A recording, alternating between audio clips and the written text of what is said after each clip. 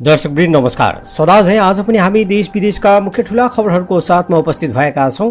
खबरहरू निकै नै महत्त्वपूर्ण रहेका छन्। पूरा जानकारीका लागि भिडियोलाई पूरा हेर्नुहोला। हाम्रो मेहनतको निमित्त एउटा लाइक गरेर छुटाउनुहोला। तपाईको विचार कमेन्ट गर्नुहोला र च्यानलमा नयाँ हुनुहुन्छ भने सब्स्क्राइब गरेर हामीसँग जोडिनुहोला।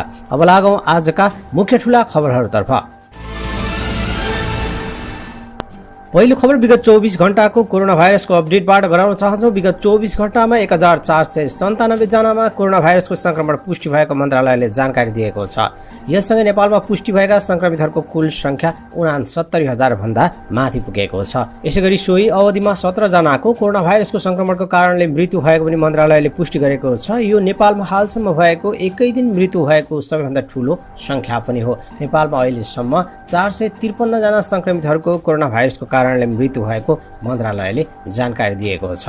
निको भएर घर फर्किनेहरूको संख्या 50,000 नागेको छ। मन्त्रालयका प्रवक्ता डाक्टर जागेश्वर गौतमको अनुसार विगत 24 घण्टामा 457 जनाले कोरोना जितेर घर फर्किएका छन्। पछिल्लो 24 घण्टामा 11,449 वटा नमुनाको पीसीआर विधिबाट परीक्षण भएको मन्त्रालयका प्रवक्ता डाक्टर जागेश्वर गौतमले जानकारी दिएका छन्। उनका अनुसार अहिलेसम्म नेपालमा 50,411 जना संक्रमितहरू निको भएर घर फर्किएका छन्। यो संक्रमितहरूको कुल संख्याको 72.7% हो। गम्भीर लक्षण भएका बिरामीहरूमध्ये 232 जना सघन उपचारमा र 28 जना भेन्टिलेटरमा रहेका छन्। अहिले देशभरि 6,565 जना क्वारेन्टाइनमा रहेका छन्। विदेशी विकसित राष्ट्रहरू जस्तै नमुनालाई लिएर नेपालमा पनि अब हप्ताको 2 दिन सार्वजनिक बिदा दिने तयारी सुरु भएको छ। संस्कृति पर्यटन तथा नागरिक उड्डयन मन्त्रालयले हप्तामा 2 दिन बिदा दिने बारे अध्ययन गर्न एक कार्यदल गठन गरेको छ। मन्त्रालयले आन्तरिक पर्यटन प्रवर्धनका लागि 2 दिन बिदा तथा भ्रमण भत्ता दिनका लागि फाइदाको अध्ययन, देशभित्र तथा बाहिरको अभ्यासका बारेमा अध्ययन गरी प्रतिवेदन बुझाउनका लागि प्रशासन तथा योजना महाशाखा प्रमुख सहसचिव कमल भट्टराईको संयोजकत्वमा कार्यदल बनाएको हो। यसरी भ्रमण भत्ता तथा हप्तामा 2 दिन बिदा दिनका लागि भएका निर्णय अहिले नै विभिन्न संस्थाहरूमा भइरहेको अभ्यासका बारेमा अध्ययन गरी लागू गर्न सकिने वा नसकिने बारेमा निष्कर्ष सहितको प्रतिवेदन बुझाउनका लागि कार्यदल बनाइएको मन्त्रालयका प्रवक्ता समेत रहेका कमल भट्टराईले जानकारी दिएका छन्। विगतमा भएका निर्णय राष्ट्रिय अन्तर्राष्ट्रिय अभ्यास लागत मूल्याङ्कन गरी प्रतिवेदन बुझाउने जिम्मेवारी सहित कार्यदल बनाइएको छ। यसको उद्देश्य भनेको अहिले पर्यटक विदेशबाट आउने सम्भावना छैन, त्यसैले आन्तरिक पर्यटन प्रवर्धन गर्न सकिन्छ कि भनेर यो निर्णय गरिएको हो, उनले जानकारी दिएका छन्। यसअघि सरकारले नै यस्तो निर्णय गरेको थियो, यद्यपि कार्यान्वयन भने भएको छैन। अहिले पनि पर्यटन बोर्डले आफ्ना कर्मचारीहरूलाई भ्रमण भत्ता तथा बिदा दिने गरेको छ। नेपाल विद्युत प्राधिकरणका कार्यकारी निर्देशक कुलमान घिसिङ आफ्नो पदबाट बाहिर लगत्तै नेपालमा लोड सेडिङ सुरु भएको, झ्याप्प बत्ती जाने र आउने टुङ्गो नभएको गुनासाहरू बढिरहेको अवस्थामा ऊर्जा जलस्रोत तथा सिँचाइ मन्त्री वर्षमान पुनले पछिल्लो केही दिनदेखि विद्युत वितरण प्रणालीमा के समस्या उत्पन्न भएको छ तत्काल हल गर्न नेपाल विद्युत प्राधिकरणलाई निर्देशन दिएका छन्।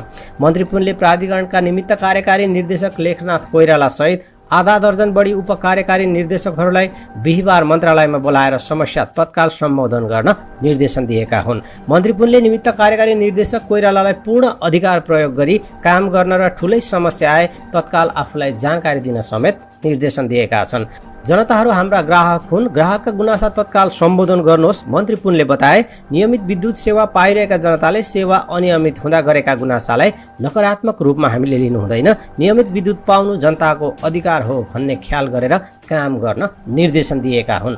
मन्त्री पुनले कुलमान घिसिङ बिदा भए लगत्तै प्राधिकरण कार्यकारी निर्देशक विहीन रहेको विषयसँग जोडेर केही मानिसहरूले सरकार, मन्त्रालय र प्राधिकरणको नियतमाथि प्रश्न उठाइरहेको भन्दै ती प्रश्नहरूको व्यवहारबाटै जवाब दिनुपर्नेमा जोड दिएका छन्। समय, परिस्थिति र घटनाक्रमका कारण पनि सरकार, मन्त्रालय र प्राधिकरणमाथि कतिपय स्वाभाविक, कतिपय अस्वाभाविक र कतिपय नियोजित गुनासाहरू आएका छन्। मन्त्री पुनले बताए, जायज र स्वाभाविक गुनासोलाई सम्मान गर्दै आफ्नो काम इमानदारीपूर्वक गर्न समेत सबैलाई निर्देशन गरेका छन्।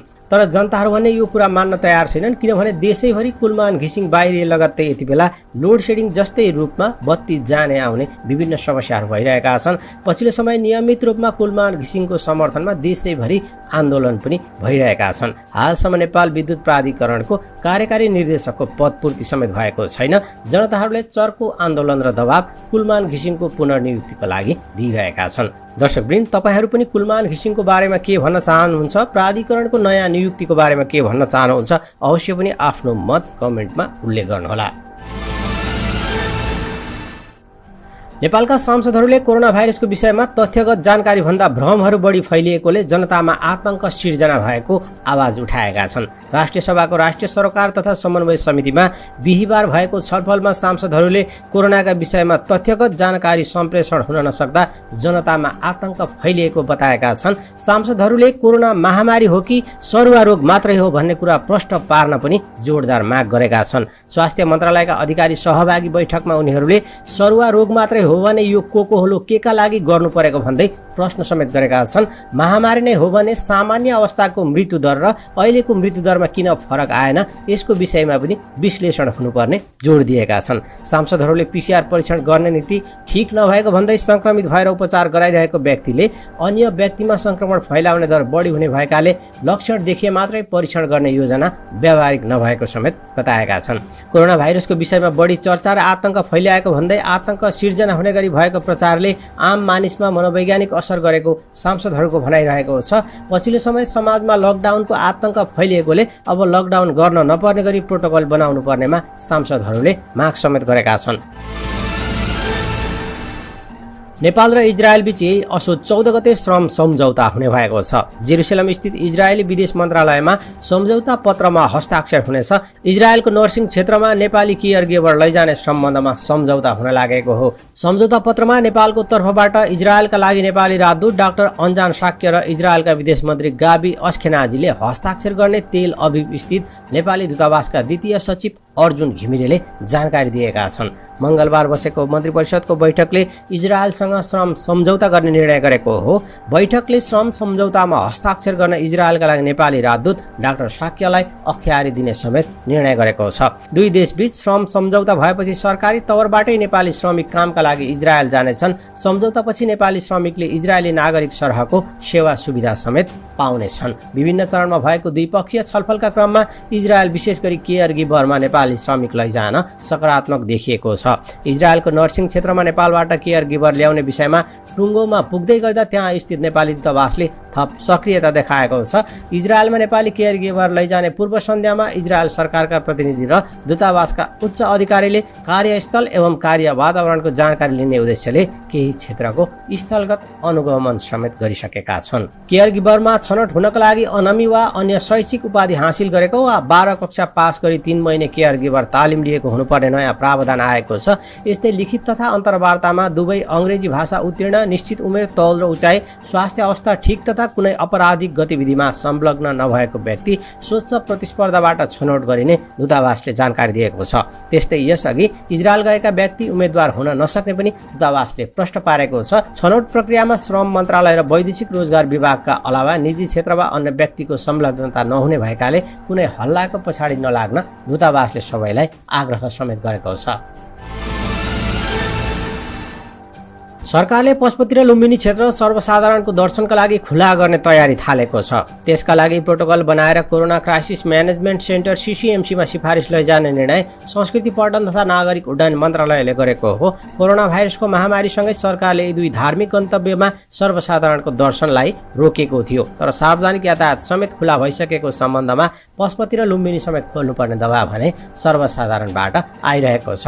अहिले धार्मिक विधिअनुसार नियमित हुने पूजाआजा बाहेक दुवै गन्तव्यमा सर्वसाधारणले प्रवेश पाएका छैनन्। मन्त्रालयले सङ्ग्रहालयहरू समेत अवलोकनका लागि खुला गर्ने तयारी गरेको छ। त्यसका लागि समेत प्रोटोकल समेत बनाइने भएको छ। पर्यटन मन्त्रालयमा बिहिबार बसेको उच्च स्तरीय समूहको बैठकले यस्तो निर्णय गरेको हो।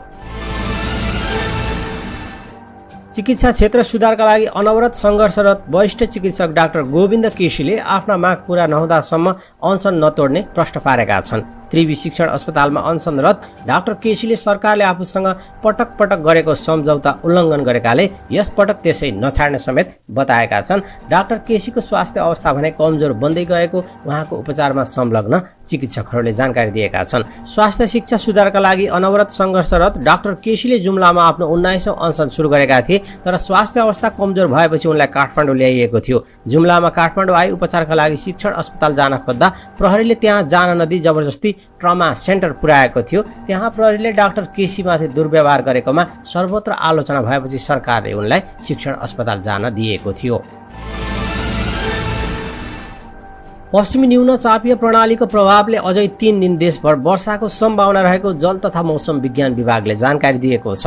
भारतको मध्य प्रदेशको पूर्वी भूभागमा बनेको न्यून चापीय क्षेत्रको प्रभावले देशभर बदलीसहित वर्षा भइरहेको मौसमविद प्रतिभा मानन्दरले जानकारी दिएकी छिन्। शनिबार बेलुकासम्म देशभर वर्षाको सम्भावना रहेको छ। आइतबारदेखि क्रमिक सुधार हुनेछ, उनले जानकारी दिइन्। उनका अनुसार आइतबारबाट वर्षा हुने क्रम रोकिए पनि पूर्ण रूपमा मौसम सफा भई घाम लाग्न केही दिन लाग्ने बताइएको छ। हाल देशभर सामान्यदेखि पूर्ण बदली भई धेरै स्थानमा हल्कादेखि मध्यम वर्षा र भीषण वर्षा समेत भइरहेको छ। यसका साथै प्रदेश नम्बर 1, 2, 5 गण्डकी र कर्णाली प्रदेशका 1 वा 2 स्थानमा अति भारी वर्षा समेत भएको छ। राति देशभरि सामान्यदेखि पूर्णतया बदली रही धेरै स्थानमा मेघ गर्जन चट्याङ सहित हल्कादेखि मध्यम वर्षा साथै प्रदेश नम्बर 1, 2, 5 बागमती र गण्डकी प्रदेशका 1 वा 2 स्थानमा अति भारी वर्षाको सम्भावना समेत रहेकाले सबैलाई सचेत रहन समेत अनुरोध गरिएको छ।